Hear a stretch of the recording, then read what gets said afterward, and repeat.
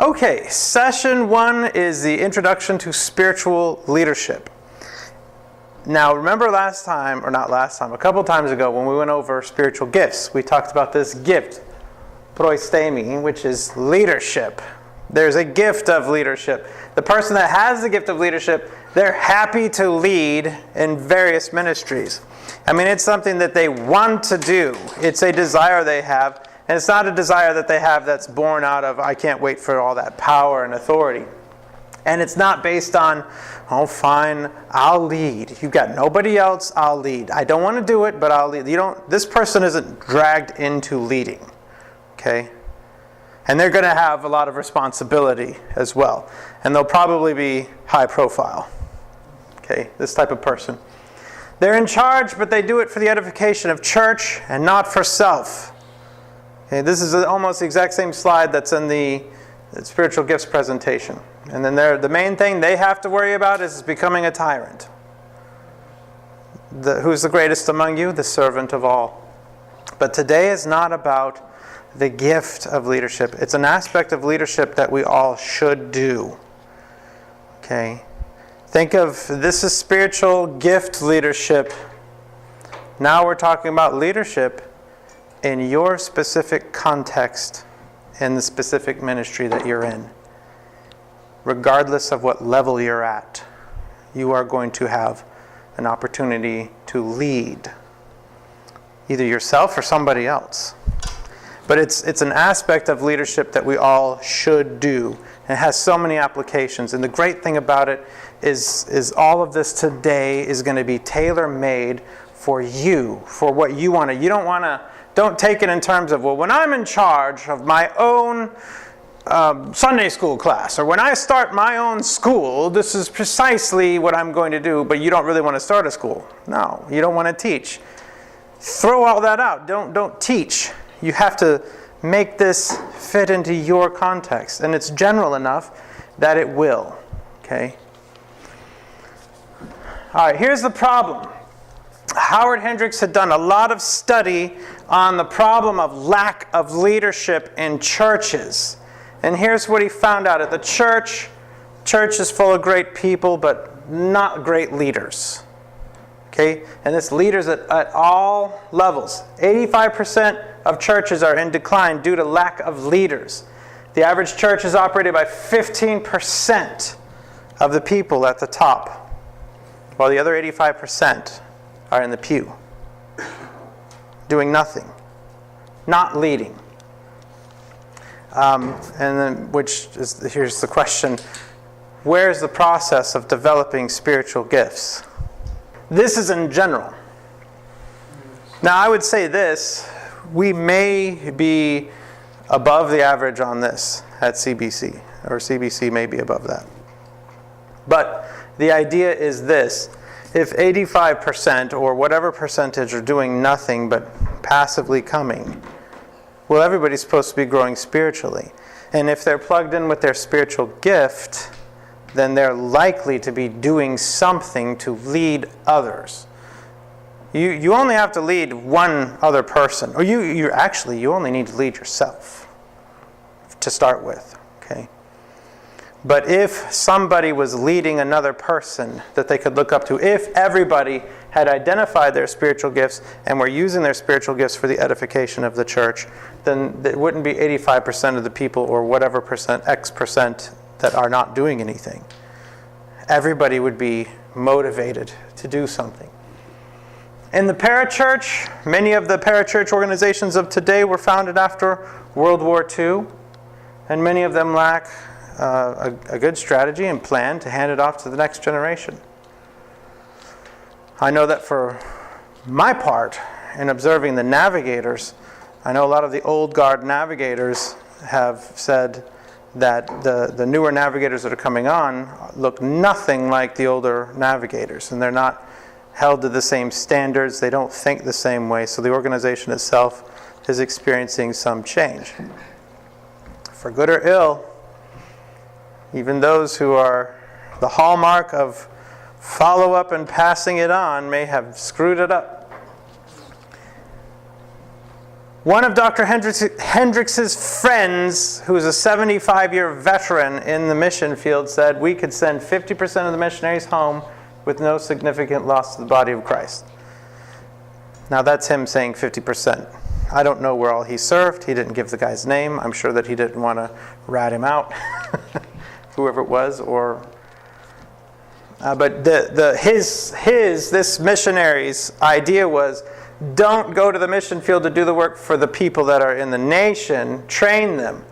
They know their culture better than you. If the tools that you give them, that you equip them, those are the things that they're going to use long after you're gone. Which is the point this guy was trying to make, of they're not handing it off to the people that are there. If the missionary themselves becomes the center, then once that missionary is gone, where's everything else? There are those that are church planters who set up things and move on. So which is the best situation? So teach them to fish, huh? Yes. Teach the leaders over there to fish, and they'll reel them in better. I mean, not to say that that's not also part of the training, that you do reach people in the area. That was his big point. I'm summarizing here. In the home, men may be leaders at work, but at home they're passive. Passive men. Remember? And Eve gave some to her husband who was with her. Observation. Adam was with her. Women may be leaders at work, not but. And they may be aggressive at home.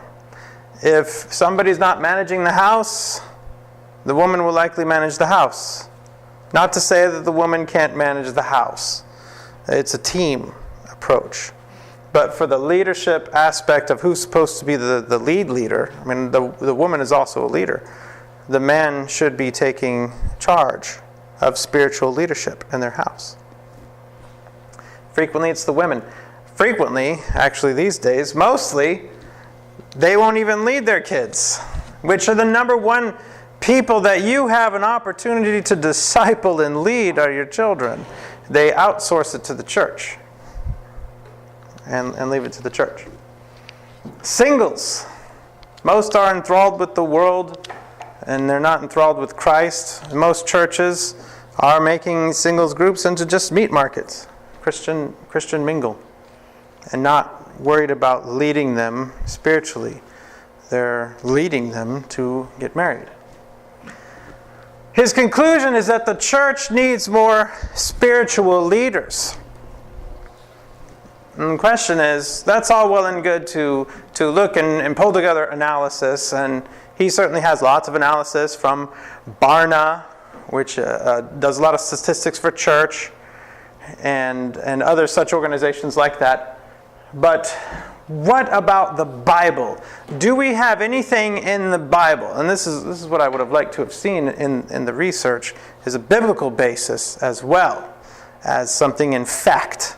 Let's take a look at Judges chapter 2, verses 6 through 10. And just as a little bit of a background, Judges comes after Joshua. Judges comes after the conquest. Think of Moses in the desert. 40 years, Moses dies, Joshua takes over. And then Joshua leads them into the promised land. And then Joshua's their leader. And all of the leaders of his generation are there in the promised land. Victory. Okay? They saw all these awesome things in the desert, and they saw God deliver the Canaanites into their hands. Let's look at what happened. When Joshua had dismissed the people, the sons of Israel went each to his inheritance to possess the land. The people served the Lord all the days of Joshua, and all the days of the elders who survived Joshua, who had seen all the great work of the Lord which he had done for Israel. Then Joshua the son of Nun, the servant of the Lord, died at the age of 110. And they buried him in the territory of his inheritance, in Timnath-Heres, in the hill country of Ephraim, north of Mount Gaash. All that generation also were gathered to their fathers. And there arose another generation after them who did not know the Lord, nor yet the work which he had done for Israel.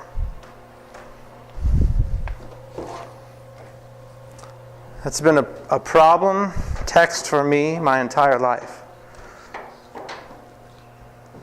I didn't understand it. The next generation didn't know the Lord. How on earth did that happen? What do you think? Part of it is they got lazy, I imagine. Maybe they got lazy. Lazy in what way?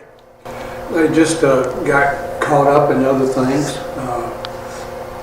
sweeping out the houses that they had conquered, and, whatever, anything else, what they should have been concentrating on, passing on their faith. Does anybody know a good verse or a good chapter that is a mandate for all of them to pass it on?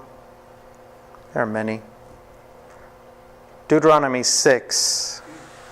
They're supposed to pass it on to the next generation.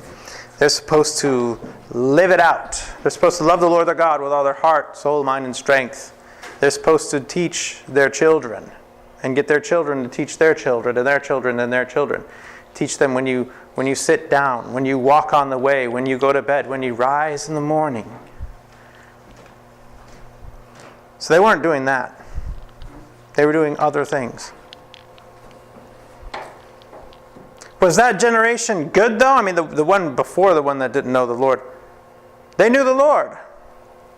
They had victory in Canaan. They were good, right? Well, did they know the Lord or did they know of the Lord? I think they knew him. Joshua certainly knew him. Yeah, okay. All right. Yeah, it says in verse 7. Yeah. But it's what... What happened? Yeah, it's what they didn't do. Now that generation, Joshua's generation, and the generation that came in and defeated the Canaanites, they may have loved the Lord with their heart and soul and mind and strength in some aspects of their life, but in other aspects of their life, they didn't pass it on. Can you imagine? Leave me alone. I am trying to worship God. I'll mess with you later. Leave me alone. I gotta go. Ignoring the children. Or thinking, I'm sure they'll get it. They'll get it. They see me, they'll get it. What they will get is that this thing that you love so much has robbed them of a parent. They weren't taken alongside and led.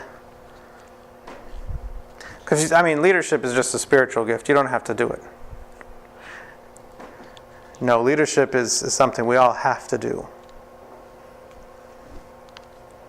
And so there is a lack of spiritual leadership, and we have a model for what it looks like.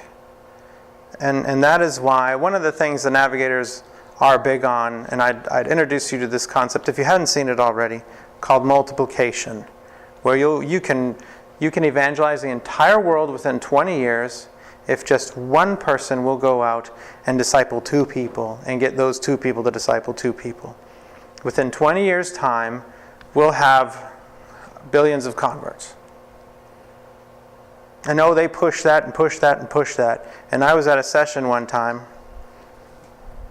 Yes, Jeremy, it doesn't work. Yeah, it does. Look at the numbers. I said, no, it doesn't. Look at the numbers. When did the navigators start talking about multiplication?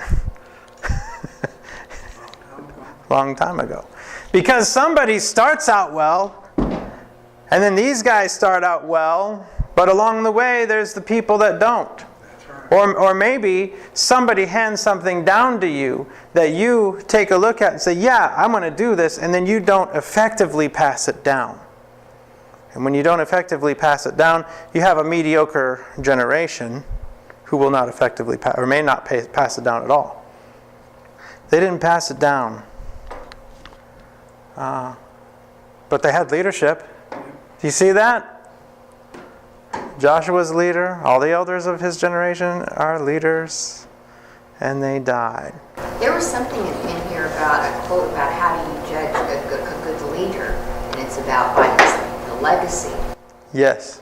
What they leave behind and who's carrying the torch after them. That's one of the marks of good leadership. It's not just to lead for the present, but to lead for the future. And that's precisely it. Because you pass it on to that one generation, and you haven't really passed it on effectively unless you've passed on to them that they need to pass it on. And not just that they're passing it on to the next person, but that person, and that person, and that person, and that person, and that person. It's a replicating process. When it stops being replicating, you get this. That's it. All right, some myths of leadership. Leaders only exist at the top. Well, that's confusing the position for the person. A position of leadership is at the top, but a person may be a leader, though they're not the leader of a group. Leadership is not just at the top. It's the person. It is a person building into another person. Leaders are made by extraordinary circumstances. Extraordinary circumstances show the quality of a leader. Maybe the person at the top isn't doing such a good job, but there's tons of people underneath them in a crisis. Right?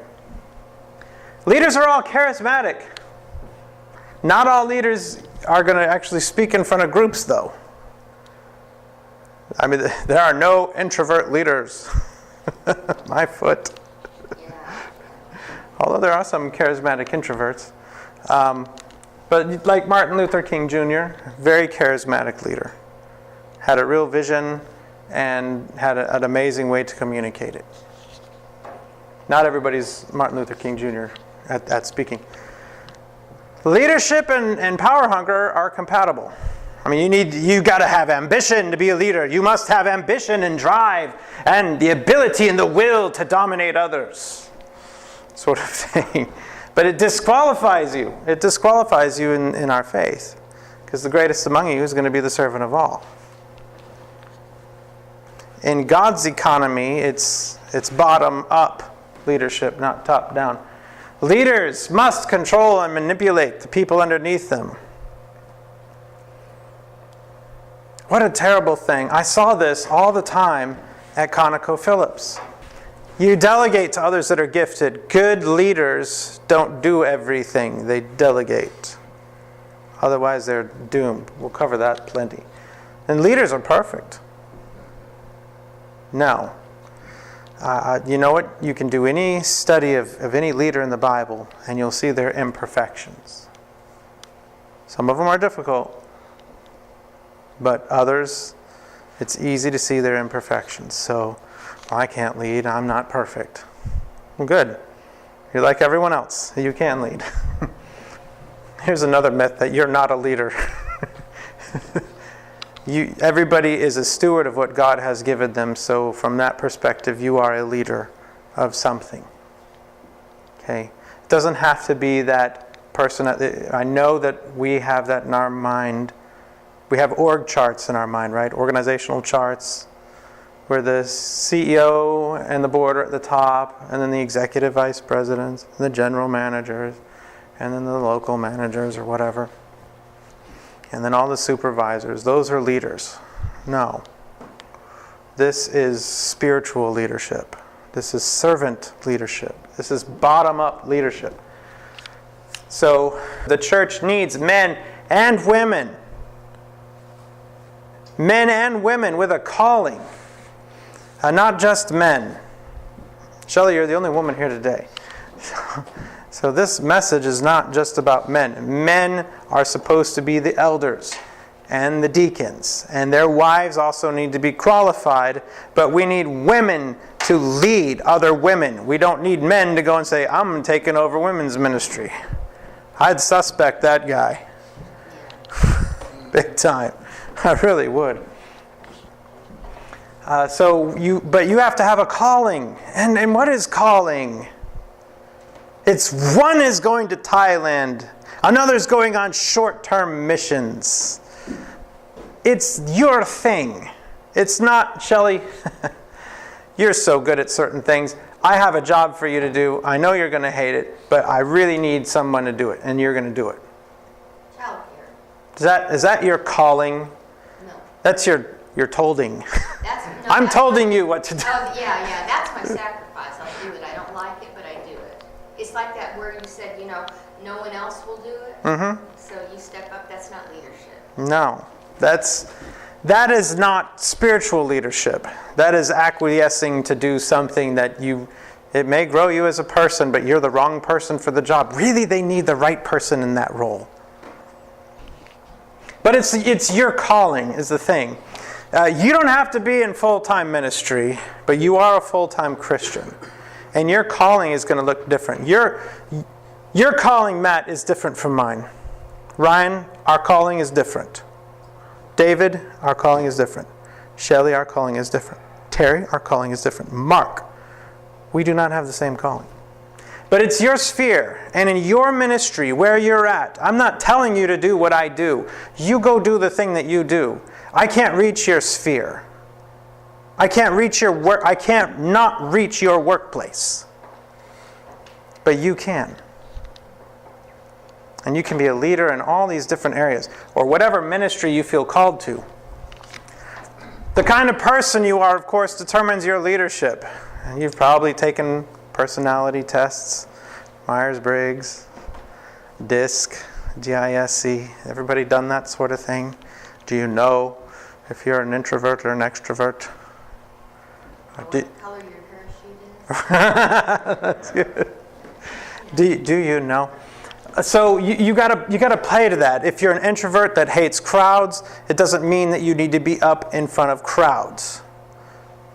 You don't have to. It's okay to do that, to get that experience, because Dylan is an introvert. Dylan Hill is an introvert. Great teacher. Phenomenal teacher. Y'all should meet him sometime. So whatever your personality type is, it's going to determine what type of leadership you do and even the area of leadership. So play to that. It's not just... Your calling is going to match your personality and your gifting. It's going to match your gifting. And you love the Lord your God with all your heart, soul, mind, and strength.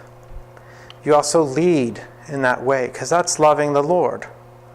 So you put all of this together, your passion and your intellect, your moral being, and the physical work that you do.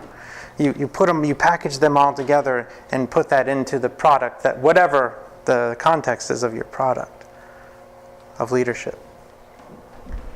Your character is a trend line. Please hear me. Your character is a trend line. What's this when I go up? Progress. And when I go down? Correction.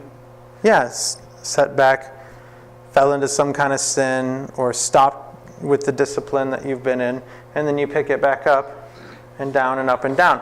It's a trend line that has ups and downs. I really point you to Abraham. If you really look at Abraham's life, some people mistake it and they think everything the Bible is talking about Abraham, and he's a great man of God, so therefore everything that's recorded about Abraham is meant to be a good thing. No. You have to read it in context. It's showing you all of the mistakes he made along the way. He has this type of walk of faith. It's up and down. It's the climate of the area, and not just today's weather. Because everybody storms every now and then. It's which way are you trending? What's your overall climate? So, you had a big problem. You had a big blip. Oh, sorry, you're done with the Christian life. Jesus died for that sin, but he doesn't want your help anymore. Well, he didn't need your help to begin with. He loves you, and he wants you to be part of the ministry that he's doing. Your character is the thing that can disqualify you, though. I mean, when there's the big things that happen, I had to realize after I got married, the idea of divorce. My wife and I said, we'd never get divorced. I'll never cheat on you. I was never worried about cheating on Marianne. Never. Until we read this book, His Needs and Her Needs. His Needs, Her Needs. And it told this story about how subtly, this guy started doing something at work. One thing led to another, and then he was in an affair. But the way that he wrote it out, I was like, wow, I could see something like that happening. Man, I got to have my guard up. So people subtly start to make wrong decisions. If those go left unchecked, if this down keeps going down, everybody needs to be course corrected. Right? If the down keeps going down, this can disqualify you. Your character can disqualify you. Yeah, more than your lack of competence at it. It can totally disqualify you. Unless you course correct. So what? I did it, it was a sin, I'm done with it. I've been course corrected. But most people, yeah, it was a sin, so what? God will forgive me, I can keep doing it. No. Trend. You had a setback. Oh, I can't do anything for God anymore. I had a setback. Did you kill someone and take their wife? David did. Sorry. Let me switch that. Let me put it in the proper order. Did you take somebody's wife and then kill the husband? David did. But David also got course corrected. Now Uriah was dead and he stayed married to her. But he got course corrected. We don't hear about all the many adulteries of David. We hear the one. We don't see it as a continuing pattern. So he did get course corrected. You do need to be competent in the thing that you do. You may have a spiritual gift for something, but you do also need to be competent in that thing. You need to develop that gift. Or you may be in a ministry somewhere and you have some competence, but you need to be trained. And this is really like the crux. This is, so what if that generation from Judges was actually doing something, if it wasn't being passed on to them in the context of, we're going to go worship God at the Feast of Tabernacles, or we're going to go to worship and have Passover. If the kid's not being taught why they're doing these sorts of things, then it's not going to be handed down to them. So they have to have excellence and be trained in what ministry they're in. And you need to be competent in the thing that you do.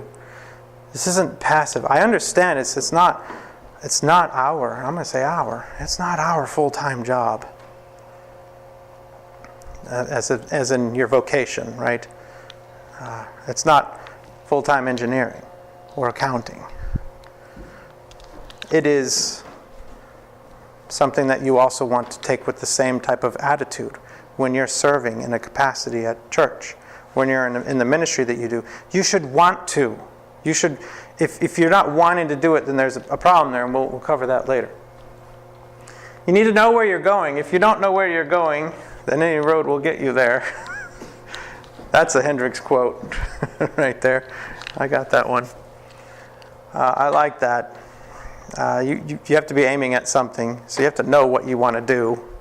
Not just, I'm here, use me somewhere. Wherever you want me to go, I'll go. Well, have some kind of clue where you want to go. You got to know yourself first a bit.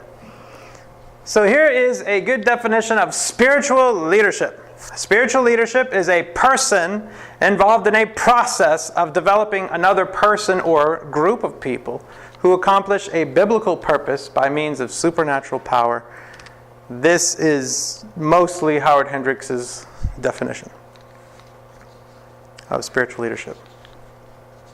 I added developing another person because it might just be one. So the leader in the context of this definition, the leader is you, but it's you in your context, and the process is not the goal.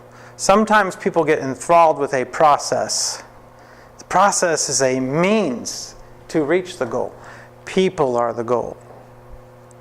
People, not the process. The people themselves.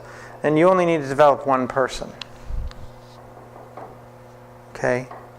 Don't put it, especially if this is not your kind of calling, don't put it on yourself to, well, Jesus had 12 and 70, so I'm trying to get 12 and 70. That'd be 82. Biblical purposes are many, and it's a generational thing. Remember when we went over the spiritual gifts? There are many different ministries with many different effects from 1 Corinthians chapter 12. There are many different goals. No, evangelism is the goal. No, making disciples is the goal. No, it should just be evangelism. No, it shouldn't even be evangelism. We should just go out into the community and care for the poor. I mean, all these people will butt heads. Let's look at what are the biblical purposes that people should be doing. And God is the source of power and not you. That's the good news. God's the source of power. Got a long quote from Hendricks coming up. I really like this story. I got this off of a lecture, so I typed it up while he spoke. He said, I had a wonderful conversation with a guy I love like my son. He's developing, but he's got a lot of hangovers that he knows, and I'm trying to help him with those. One day he said to me, Prof, everybody called him Prof at DTS, I can't believe what you do. How in the world do you do everything you do? I said, you want to know? Yeah. How? Come on, tell me. By not doing what you do. This guy's telling me about all the movies he saw, television programs, football games he attended, wonderful things. I don't do most of that, not because I don't enjoy it, but because it keeps me from accomplishing what God has called me to do. And in order to do what you want to do in ministry, you're going to have to say no to all kinds of stuff that you enjoy doing. It'll be a test of your true commitment, your leadership. You said that last part about you're going to have to say no to a lot of things. I think that sometimes is a deterrent for people stepping up to ministry, because in order to, we've got 24 hours in a day no matter who we are. And if you're going to get that time to a ministry, that means sometimes it's taking time away from yourself, especially if you're tired and you want to rest. Yeah. Because I think about my energy. That's my precious commodity. And if I'm going to use my first fruits of my energy, they need to be for God, not for something I want to do. That's right. That's very good. And it's hard. There's a lot of good entertainment out there. I'm learning that. And I'm not watching it. This is a very good thing to try to not do and put something else in its place. Yeah. Get into leadership. When you start to become responsible for somebody else, when I say get into leadership, I don't mean you go to your whatever ministry and say, hey, I'm a leader now. But get into that ministry and start being a leader at what you do. And then teach somebody else to do it. And you won't have time for a lot of stuff. And will that feeling of depriving yourself of saying no to things, does that get replaced by your interest in serving the other person? It starts to fade. It's like, I really wanted to see that. After a while, like, oh yeah, I forgot about that show. I don't really miss it after all. But certainly, I have seen some families ruined by a man who's been working hard all week, and he's going to watch sports all weekend. And the kids are going, when are we going to do something, Dad? And the wife's going, are we ever going to spend time together? I'm watching the game, shut up! I've seen that. I've also seen it with gaming. They've been playing, working hard all week, and now they're going to game. I'm sure it's a big temptation for you, Terry, to get into these computer games. Other than solitaire. Not since pinball machine. Not since pinball. They had some pretty good pinball machines on the computer. But people get ruined in their entertainments, and they can ruin their families. It's good to wake up from it. It's good to start. It's good to begin where you are and become more like Christ.